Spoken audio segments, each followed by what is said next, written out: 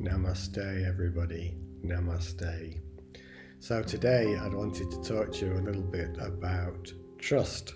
And some while ago I was actually helping somebody, and we'd got to the point in the conversation where it was clear that their heart was calling them in a particular direction, a deep invitation, an opportunity for more joy and expression in their life. And they said, "Trust in this quiet, simple truth I see, but dare I trust it?" And the immediate response that emerged from the silence within was this: "Dare not to trust, and you will suffer." Let me say that again. Dare not to trust, and you will suffer.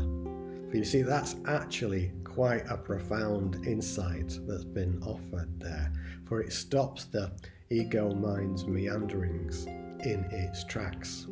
Because had you thought of it in this way, actually not trusting your heart is a dare. Going with the mind, in other words, is a dare in itself. That's the dare.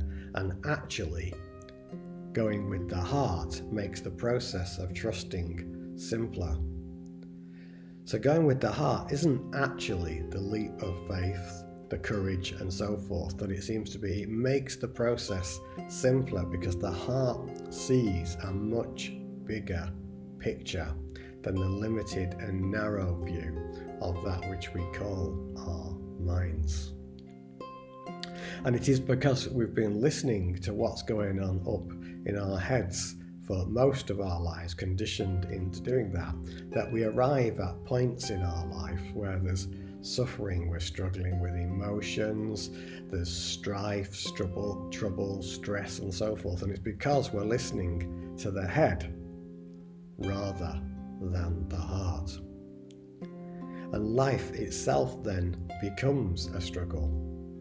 But if we were to turn it round and daring not to trust the heart is actually the dare, and trusting the heart is the deep invitation to joy, to freedom, to liberation, then we can make the process of trusting simpler. Now, because we've been conditioned into going with the head for so long, it is possible that blocks to that will come up, emotions, fears and so forth. But if you can witness that, see that from the space of the awareness, the silence within, that will dissolve.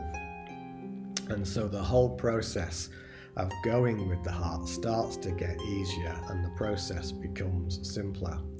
And we start to be more true to ourselves, live more authentically who I really am, more aligned to our purpose.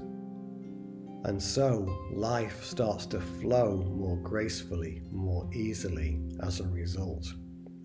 And it eventually comes to the space where we move towards what I call the highest form of trust. And the highest form of trust, interestingly, is not having to trust at all. Yes, not having to trust at all.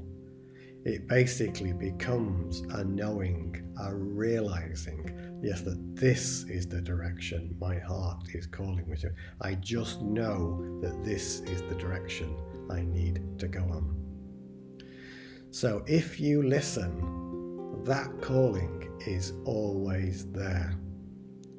If we're prepared to stop, to look and to listen to what our heart is saying.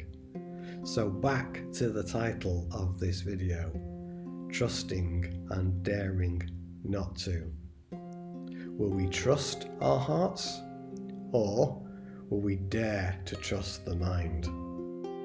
The choice now becomes simpler. Go with the heart. It's inviting you to a deeper joy and expression of your life.